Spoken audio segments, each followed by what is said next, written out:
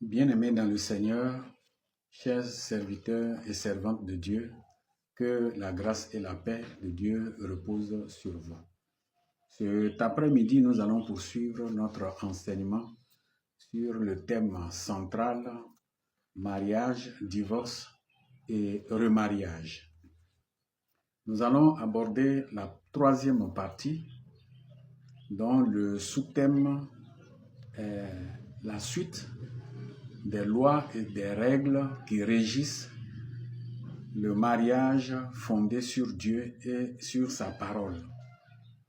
La fois passée, nous nous sommes arrêtés à 4 règles principales qui nous ont conduits à la célébration du mariage. Aujourd'hui, nous allons poursuivre avec les lois et les règles qu'il faut respecter pour un mariage qui est basé sur Dieu. Donc, nous abordons la règle numéro 5. C'est la perte de l'autorité parentale. La perte de l'autorité parentale. Nous devons comprendre que quand un homme et une femme décident de se marier pour fonder leur foyer, ces deux ne sont plus sous l'autorité de leurs parents. Donc, d'office, les parents perdent leur autorité sur leurs enfants. Premièrement, l'homme. Puisque c'est l'homme qui doit épouser la femme, c'est-à-dire aller la doter et l'envoyer chez lui pour qu'elle devienne sa femme, c'est l'homme qui quitte son père et sa mère pour se faire un domicile. Et ensuite, il s'en va avec l'aide de ses parents pour doter une femme pour l'envoyer chez lui. Donc d'office, il devient par cette séparation lui-même une autorité. Il devient l'autorité de la nouvelle famille qu'il veut mettre en place. Donc il ne doit plus être sous l'autorité de ses parents. Du côté de la femme, elle va se marier pour rejoindre son mari. Et les deux vont fonder leur foyer. Il faut qu'elle quitte totalement et définitivement l'autorité de ses parents. Donc, ce qui veut dire que ses parents n'auront plus d'autorité sur elle. C'est son mari, désormais, à partir de leur mariage, qui devient l'autorité sur elle. Puisque le mari devient de facto le chef de famille. Donc, de façon absolue, le mari est le chef de la femme. Dans un foyer, dans un mariage, dans un couple, il n'y a pas deux chefs. Il n'y a pas deux chefs. Il n'y a qu'un seul chef. Et le seul et l'unique chef, c'est l'homme. Donc, vous lisez 1 Corinthiens, le chapitre 11, le verset 3. Et suivez bien, puisque l'homme qui va prendre une femme pour fonder un foyer quitte l'autorité de ses parents, la femme qui quitte ses parents pour se marier quitte l'autorité des parents, donc ils fondent un nouveau ménage. Par conséquent, d'après la parole de Dieu, à partir du jour de leur mariage, les parents n'ont plus du tout autorité sur leurs enfants. Ils peuvent leur donner des conseils pour les aider, mais ils n'ont plus d'ordre à leur donner. C'est fini. Donc le parent qui n'est pas prêt à libérer son enfant ne doit pas accepter que l'enfant se marie. Il maintient son enfant sous son autorité. Mais dès l'instant où un parent accepte de prendre une femme pour son fils ou de donner sa fille en mariage, c'est qu'il est prêt à perdre son autorité. Et vous devez comprendre que dans cette perte d'autorité, l'homme dans le nouveau ménage qui vient d'être fondé, l'homme qui est devenu le chef est le seul capable de ratifier ou d'annuler les vœux que sa femme avait faits à l'Éternel Dieu quand elle était sous l'autorité de ses parents. Le mari a pouvoir pour dire, quand tu étais sous l'autorité de tes parents, tu avais pris telle résolution, tu avais fait tel vœu à l'Éternel, mais aujourd'hui, moi, j'apprends que tu as tel engagement. Vraiment, je ne suis pas d'accord avec cet engagement. Et il peut annuler l'engagement que la femme avait pris quand elle était sous l'autorité de ses parents. S'il veut être d'accord aussi, c'est ça qu'on appelle ratifier. Alors, s'il est d'accord, le vœu que la femme avait fait quand elle était sous l'autorité de ses parents, le vœu peut être maintenu. Et ensuite, ça, c'est quand la femme était sous l'autorité de ses parents. Puisque les parents ont perdu leur autorité, qui passe maintenant à son mari. Dans le foyer aussi, la femme peut prendre des engagements devant Dieu pour dire je vais faire telle chose, je vais faire telle. Si le mari a connaissance de ce vœu, de cet engagement, il a le plein droit, le plein pouvoir en tant que chef de la femme d'annuler le vœu pour dire non, je ne suis pas d'accord parce que voilà les raisons. Et puis Dieu est obligé d'accepter parce que Dieu respecte l'autorité que lui-même il a établie. Et c'est lui qui a dit que l'homme est l'autorité, le chef de la famille. Donc, il respecte cette autorité. Vous allez le lire dans Nombre, le chapitre 30, versets 4 à 9 et versets 11 à 17. Donc, je voudrais, par rapport à cette 5e loi, que tous les parents sachent que dès le jour où ils ont donné la permission à leurs enfants de se marier, ils n'ont plus autorité sur ces enfants-là.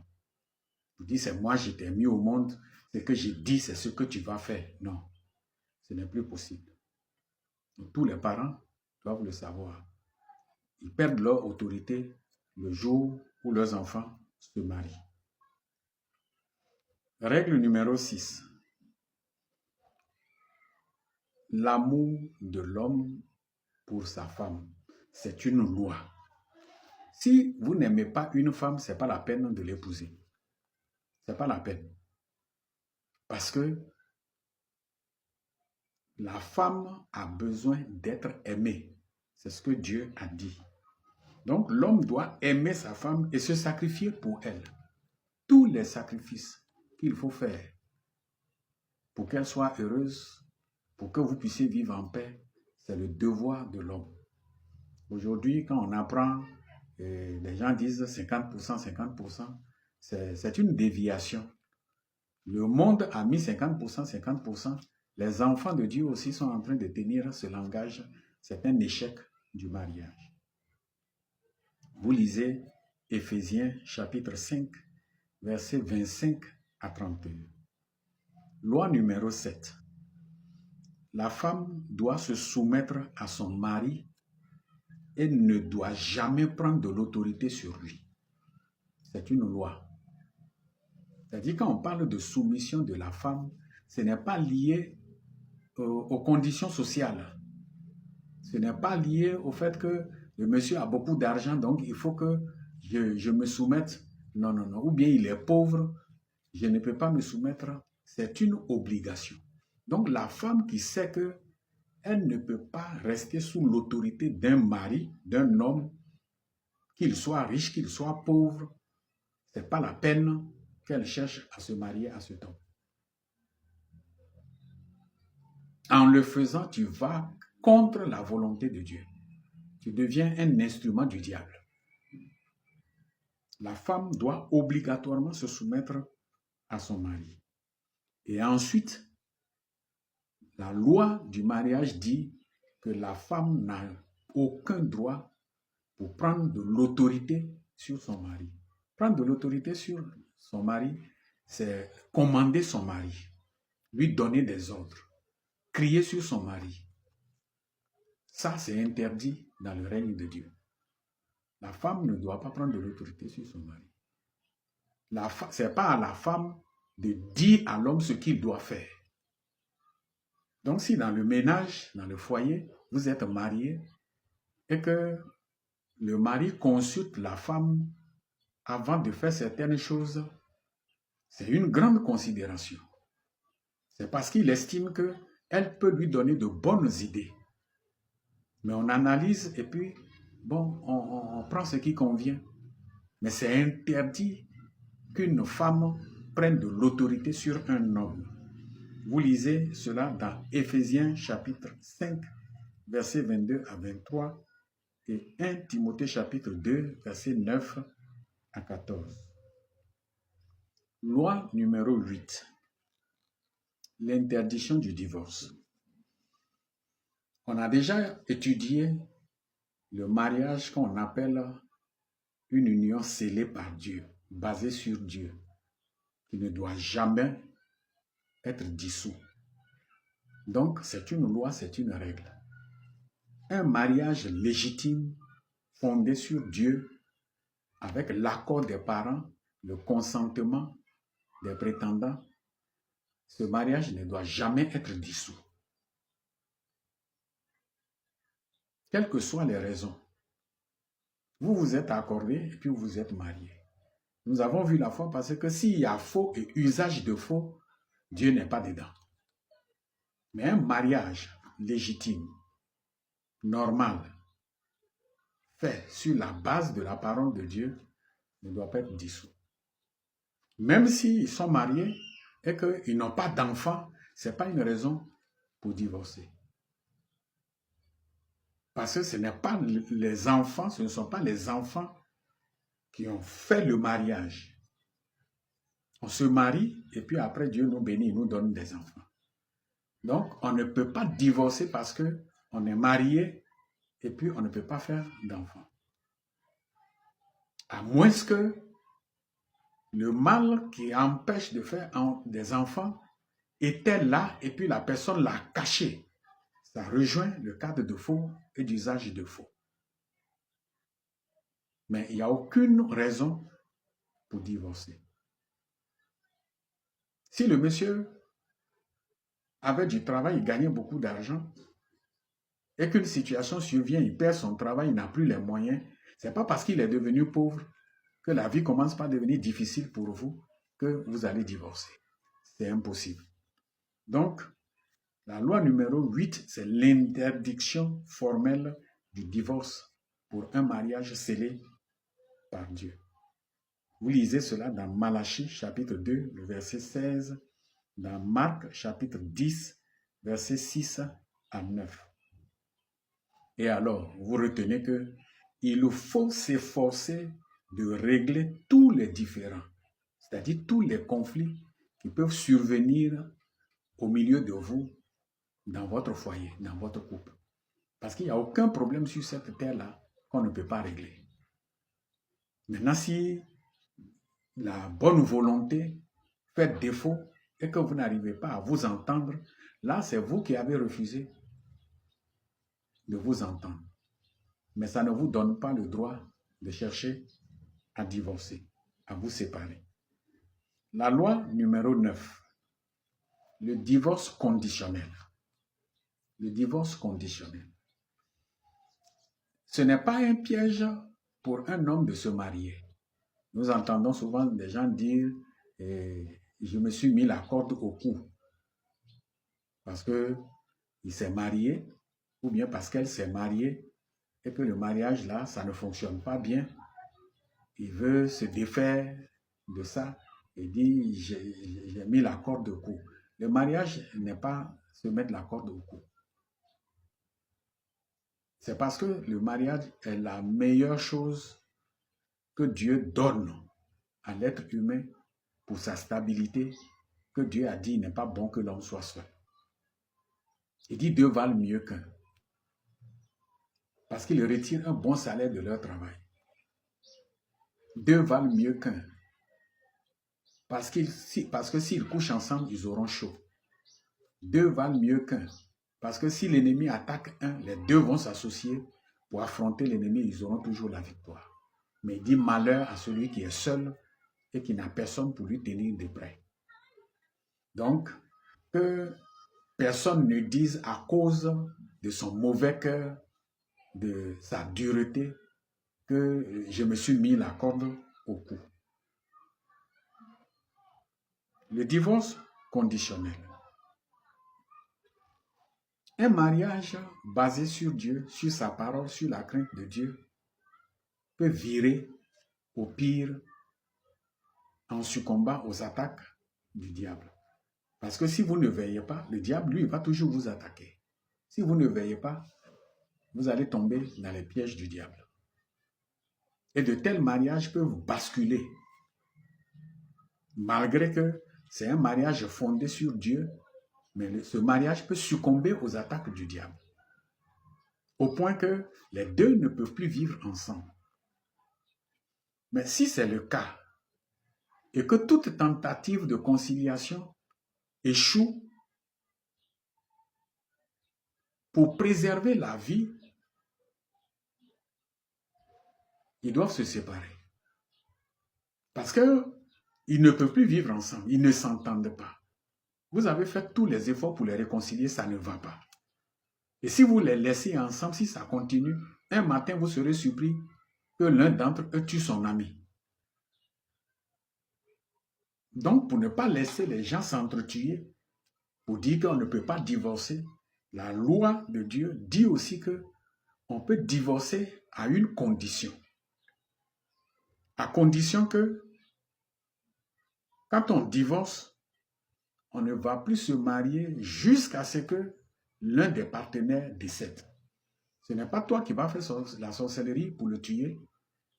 Ce n'est pas toi qui vas former des plans contre lui pour le tuer. Mais le temps que Dieu lui a donné pour vivre, il va vivre. S'il meurt, tu es libéré. Tant que l'autre partenaire n'est pas mort, tu n'as pas le droit de te remarier.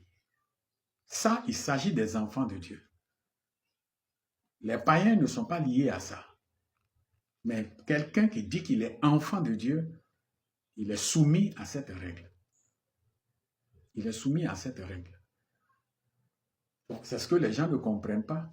Et puis, deux personnes peuvent vivre ensemble, on dit ils sont mariés, mais ça ne va plus dans le couple. Ils sont dessus jusqu'à un matin, vous apprenez, on dit, ah, il y a un qui a tué l'autre. Dieu a dit non. Donc, il dit, si vous ne pouvez pas vivre ensemble, on a tout fait, on ne peut pas vous concilier, on ne peut pas vous réconcilier, rien ne peut marcher. Bon, vous pouvez vous séparer, mais à condition que vous restez comme ça sans vous remarier jusqu'au décès de votre conjoint, de votre partenaire. Et il a ajouté dessus, si vous vous êtes séparés et que vous vous rendez compte que Dieu a raison quand il dit qu'il n'est pas bon que l'homme soit seul, vous réalisez que vous ne pouvez pas vivre seul, il dit de ne pas laisser la honte agir. Alors, il faut chercher la réconciliation à revenir.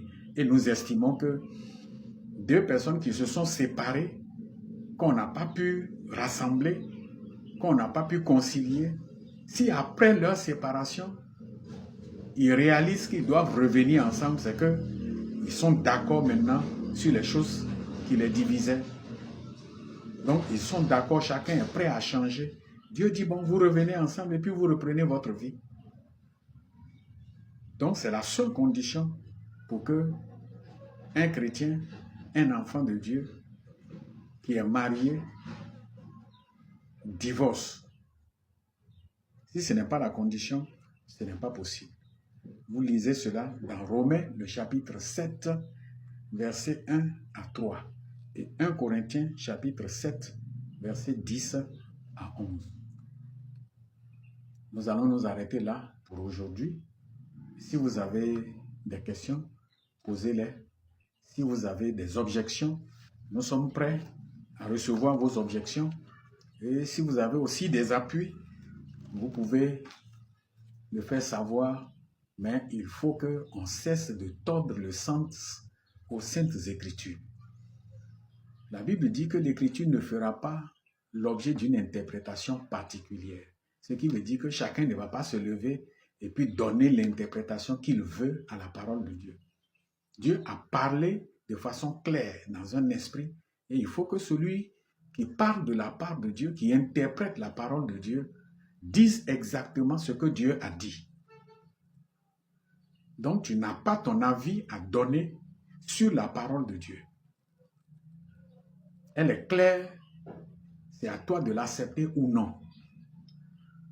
C'est pourquoi nous devons comprendre que les mariages aujourd'hui ont des problèmes simplement parce que beaucoup de mariages ne respectent pas les principes que Dieu a établis. Il y a beaucoup de corruption dans les mariages.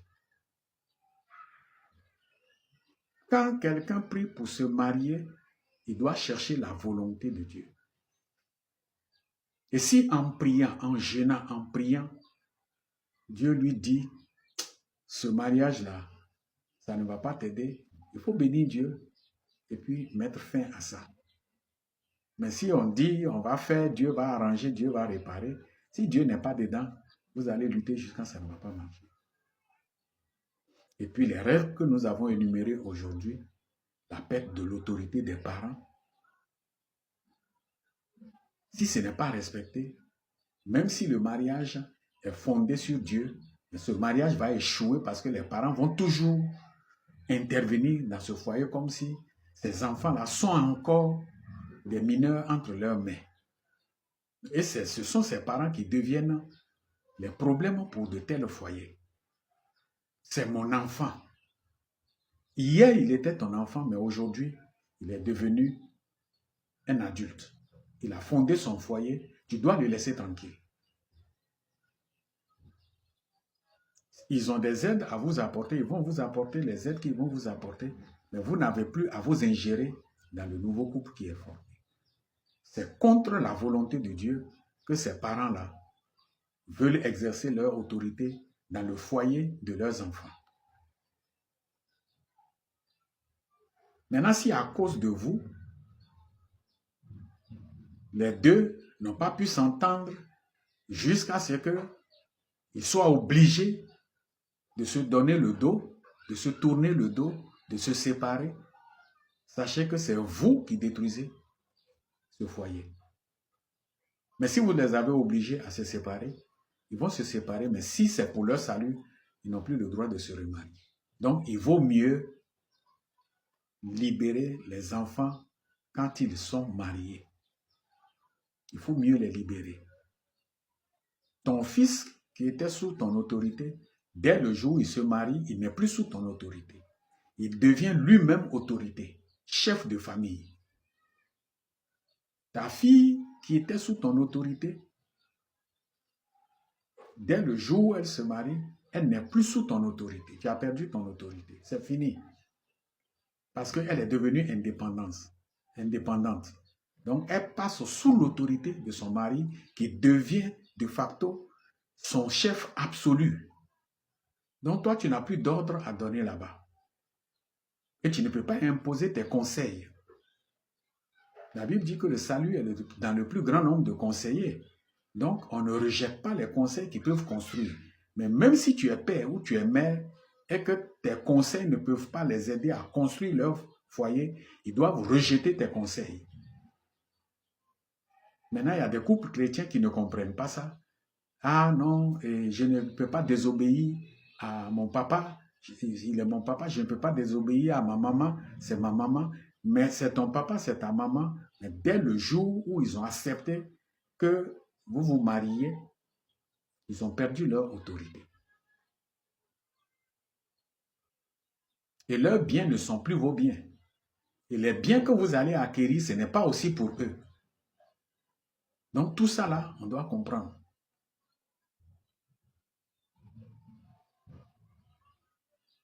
Nous restons à votre disposition pour les questions, pour les interventions. Aimez ces études que nous donnons parce que c'est pour rendre stable le corps de Christ, pour garantir le salut de ceux qui ont décidé d'abandonner le monde pour suivre Jésus.